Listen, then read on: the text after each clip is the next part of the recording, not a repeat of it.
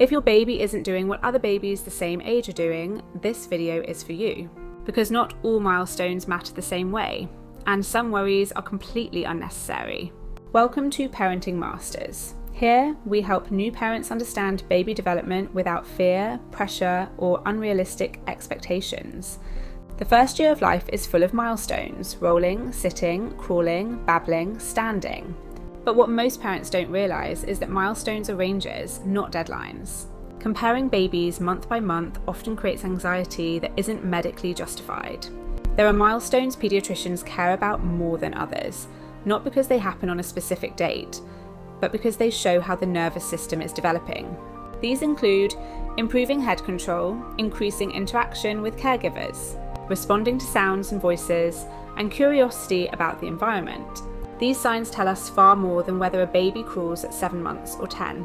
Some milestones are very visible and very compared, but much less important than parents think.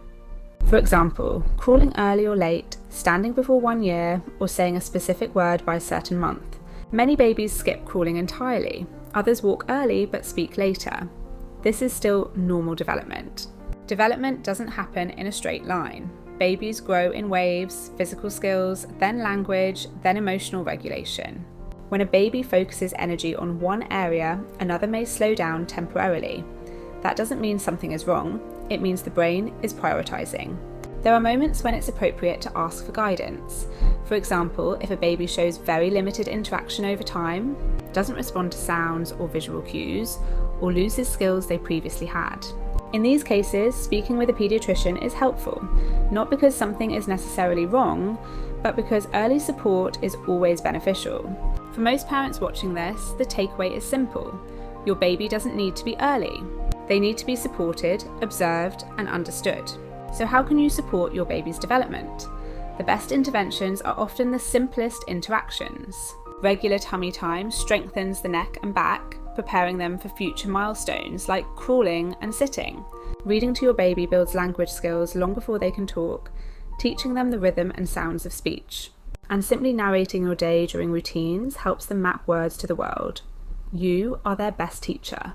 Finally, let's bust a common myth. Hitting milestones early doesn't predict future intelligence. Every baby has their own unique timeline. Beyond interaction, pillars like sleep are crucial. During sleep, your baby's brain processes everything they've learned. Naps are not just rest, they are integration time. Whether breast, bottle, or starting solids, feeding is bonding. Exploring textures with solids helps all motor skills needed for speech. And you don't need expensive toys. A safe floor and simple household objects are often the best playground for a curious mind. Don't forget the most important environment for your baby, you. Your well-being directly impacts their development. A stressed parent can make a baby anxious. Taking time for yourself isn't selfish. It's essential parenting. We often get asked, can you spoil a baby by holding them too much? Well, the answer is no. You cannot spoil a baby with love and affection. And what about screens?